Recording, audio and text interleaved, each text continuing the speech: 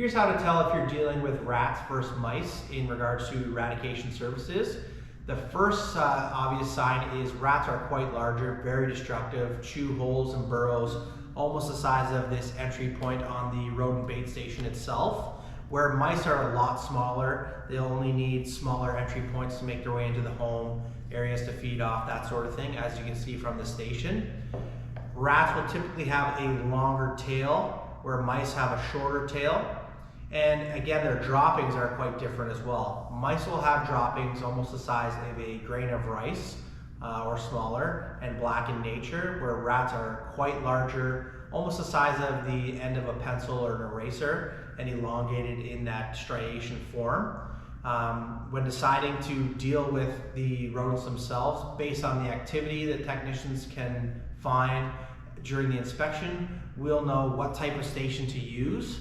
As you can tell, the rodent bait station, the tier 1 station, is quite larger. This will allow access to rats and mice versus a mouse bait station, quite smaller. It's best to look at the signs and symptoms, have an inspection completed. Technicians can determine whether you're dealing with rats or mice based on the time you're hearing activity, areas you're seeing the activity, the droppings, the sizes, that sort of thing.